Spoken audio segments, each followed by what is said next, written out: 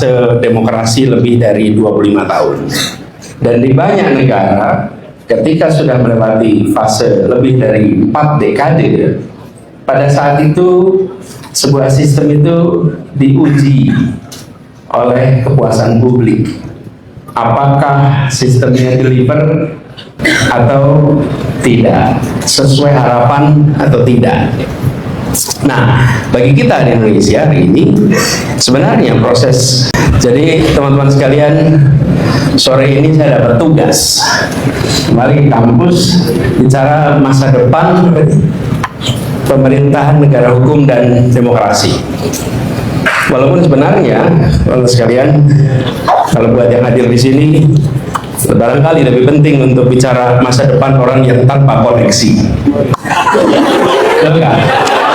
Iya, karena kalau masa depan orang yang punya koneksi udah jelas, betul kan?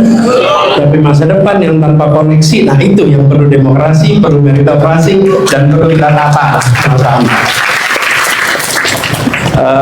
Saya ingin sampaikan terima kasih dulu Pak Yanja Rizona tadi sudah memberikan pengantar, juga para dosen semua, sivitas akademika semua, fakultas hukum.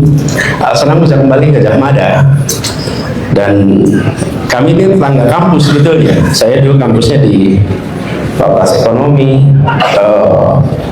menyeberang filsafat, warungnya Bonbin. Masih sama ya Bonbin ya?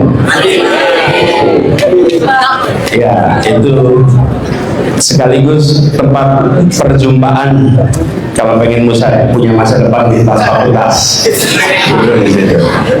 Nah, teman-teman sekalian, tema ini itu tema yang menarik dan relevan sebenarnya dengan kita sekarang. Kita sudah melewati satu fase demokrasi lebih dari 25 tahun. Dan di banyak negara, ketika sudah melewati fase lebih dari 4 dekade, pada saat itu sebuah sistem itu diuji oleh kepuasan publik. Apakah sistemnya deliver atau tidak, sesuai harapan atau tidak. Nah, bagi kita di Indonesia hari ini, sebenarnya proses konsolidasi demokrasi itu sudah berjalan dengan relatif cukup baik. Saya perlu sampaikan teman-teman, yang dikerjakan di Indonesia di tahun 99 itu fantastis. Kenapa fantastis? Karena semua lini, ada beberapa perkecualian, semua lini di situ dilakukan reformasi kaitan dengan demokrasi. Yang terlewat adalah serius reform soal birokrasi, serius reform tentang pengelolaan partai, itu terlewat, tidak dikerjakan serius, khususnya tentang pembiayaan partai. Tetapi di era pra 99 ada sentralisasi yang luar biasa. Sentralisasi ini adalah di pusat kekuasaan tersentral di tangan presiden, di pusat daerah semua kekuasaan menempel di tangan pusat. Di banyak negara ketika melakukan demokratisasi, dia hanya melakukan demokratisasi institusi level nasional. Di Indonesia yang dikerjakan adalah demokrasi di level pusat, di mana kekuasaan yang semula menempel di satu institusi kemudian disebar, legislatif, eksekutif, yudikatif relatif diberikan kesetaraan.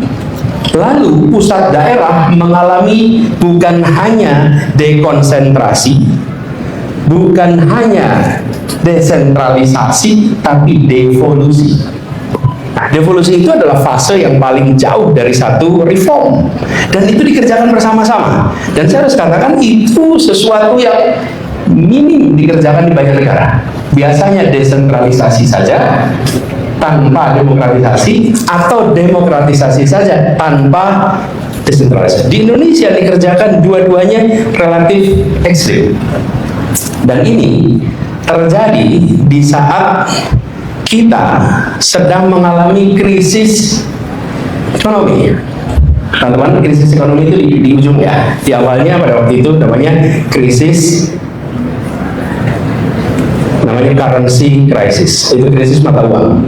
bergeser menjadi monetary crisis, bergeser menjadi financial crisis, baru menjadi economic crisis. Jadi economic crisis itu di ujung.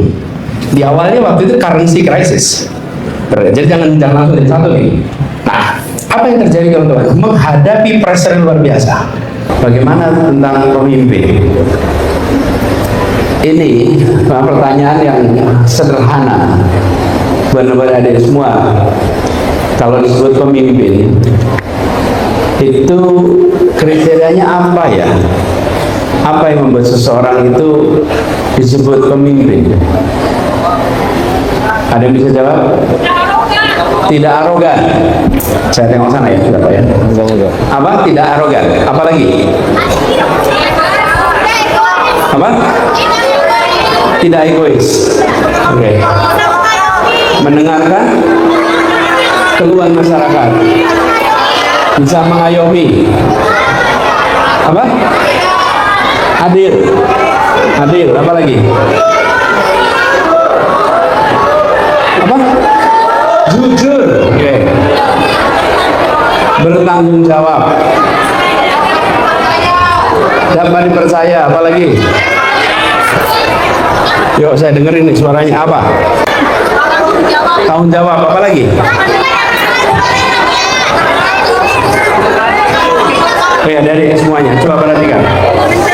Yang membuat seseorang disebut pemimpin, tadi disebutkan kan, itu adalah kriteria pemimpin yang baik.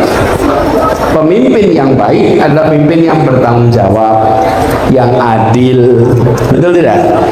Yang mengayomi, itu kriteria pemimpin yang baik. Tapi kriteria pemimpin bukan itu.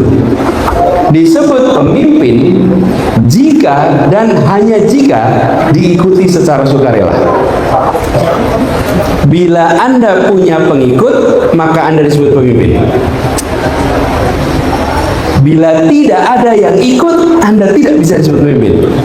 Anda sholat sendirian nih, tapi tempatnya di mihrab, boleh nggak Anda disebut imam? Tempatnya di mihrab, boleh nggak disebut imam? Jadi yang membuat Anda disebut imam itu siapa? Adanya satu orang makmum. Begitu Anda punya makmum, Anda disebut imam. Imam yang baik yang bagaimana?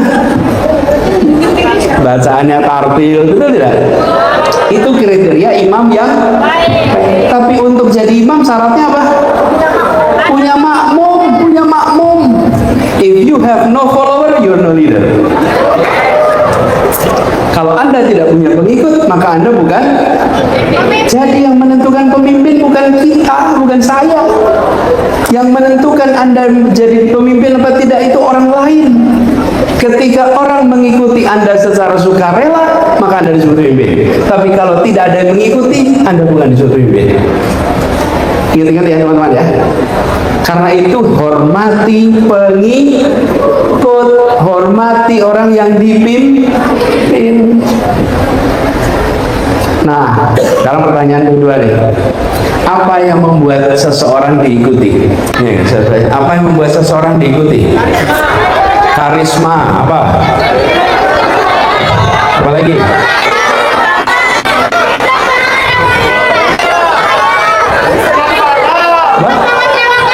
Nih, namanya siapa? Iya Anda. Siapa? Sofi, Fakultas Sofi Teknologi Industri. Dia mengatakan dipercaya. Itu syaratnya. Seseorang diikuti karena dipercaya. Kalau tidak dipercaya mungkin nggak diikuti. Nah mungkin karena itu sifat dasar yang harus ada namanya amanah. Luar biasa, dalam setiap bangsa ada satu hal yang tidak bisa ditawar dari seorang pemimpin, yaitu integritas. Tanpa integritas, jabatan hanyalah simbol dan kekuasaan menjadi alat yang berbahaya.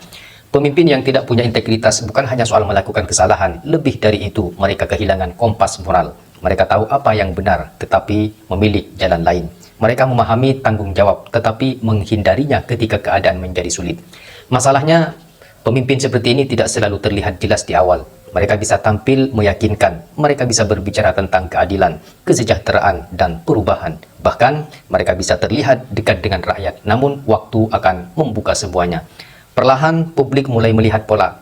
Janji-janji yang dulu diucapkan dengan penuh keyakinan tidak kunjung terwujud. Kebijakan berubah-ubah tanpa arah yang jelas. Keputusan yang diambil terasa lebih menguntungkan kelompok tertentu dibanding masyarakat luas. Di titik inilah kepercayaan mulai runtuh. Integritas bukan soal tidak pernah salah. Setiap pemimpin pasti pernah mengambil keputusan yang keliru, tapi pemimpin yang berintegritas akan mengakui kesalahan, memperbaiki, dan bertanggung jawab. Sebaiknya, pemimpin yang tidak punya integritas akan mencari alasan, menyalahkan orang lain, atau bahkan memutarbalikkan fakta. Dalam konteks Indonesia, perdebatan tentang integritas sering muncul ketika membahas tokoh-tokoh politik seperti Anies Baswedan dan Joko Widodo, bahkan Prabowo Subianto. Mereka memiliki pendukung dan pengkritik. Ada yang melihat mereka sebagai pemimpin yang membawa perubahan, ada juga yang menilai sebaliknya. Namun, penting untuk dipahami, integritas tidak ditentukan oleh popularitas atau persepsi semata. Ia harus dilihat dari konsistensi antara ucapan dan tindakan, dari transparansi dalam kebijakan, dan dari keberanian untuk bertanggung jawab. Pemimpin tanpa integritas seringkali lebih fokus pada citra dibanding substansi. Mereka membangun narasi, mengelola persepsi, dan menciptakan kesan seolah-olah semuanya berjalan baik. Padahal, di balik itu ada masalah yang tidak terselesaikan. Ini berbahaya, karena masyarakat bisa kehilangan kemampuan untuk membedakan antara realitas dan pencitraan. Ketika informasi dikendalikan dan kritik diabaikan, ruang publik menjadi sempit. Dan ketika itu terjadi, demokrasi kehilangan rohnya. Dampak dari kepemimpinan tanpa integritas tidak hanya dirasakan di tingkat elit. Ia merembet ke seluruh lapisan masyarakat. Sistem menjadi tidak adil, kesempatan tidak lagi diberikan berdasarkan kemampuan, tetapi berdasarkan kedekatan. Kepercayaan terhadap institusi negara pun menurun. Dan ketika kepercayaan itu hilang, membangunnya kembali bukan perkara mudah. Namun di tengah semua itu ada satu hal yang tidak boleh kita abaikan.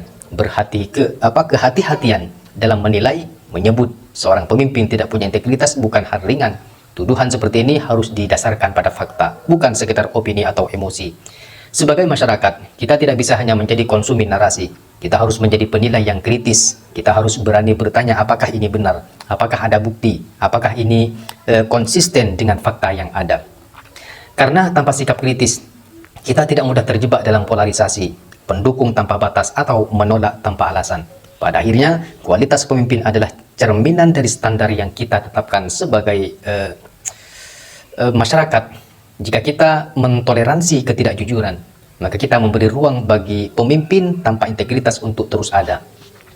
Tapi jika kita menuntut transparansi, kejujuran, dan tanggung jawab, maka kita mendorong lahirnya kepemimpinan yang lebih baik. Integritas bukan sekedar nilai moral, ia adalah pondasi kepercayaan, dan tanpa kepercayaan tidak ada kepemimpinan yang bisa bertahan lama. Pertanyaannya sekarang, apakah kita sudah cukup tegas dalam menuntut integritas? Atau justru kita masih terlalu mudah percaya pada kata-kata tanpa melihat tindakan? Karena masa depan sebuah bangsa tidak hanya ditentukan oleh siapa yang memimpin, tetapi juga oleh seberapa tinggi kita menjaga standar terhadap mereka. Tokoh seperti Anies Baswedan ini sering menekankan pentingnya keadilan dalam kesempatan. Sementara dalam pemerintahan sebelumnya, upaya reformasi birokrasi seperti seleksi terbuka jabatan publik menjadi salah satu langkah menuju sistem yang lebih berbasis merit. Ini menunjukkan bahwa meritokrasi bukan sekedar wacana, tetapi sesuatu yang sedang diupayakan meski belum sempurna. Tanpa meritokrasi, sistem akan kehilangan kualitasnya. Bayangkan sebuah organisasi di mana keputusan penting diambil oleh orang yang tidak kompeten. Dampaknya bukan hanya satu atau dua kesalahan, tetapi bisa berujung pada kebijakan yang merugikan banyak orang. Dalam skala negara, ini bisa berarti pembangunan yang tidak tepat sasaran, program yang gagal, bahkan krisis kepercayaan. Namun, jika meritokrasi terus dikorbankan demi kepentingan jangka pendek, maka kualitas kepemimpinan akan terus menurun. Pada akhirnya, meritokrasi bukan hanya tanggung jawab pemerintah, ia adalah tanggung jawab bersama. Sebagai masyarakat, kita membentuk atau kita menentukan standar. Kita memilih pemimpin, kita menilai siapa yang layak dipercaya. Jika kita lebih mengutamakan popularitas daripada kapasitas, maka jangan heran jika meritokrasi sulit terwujud.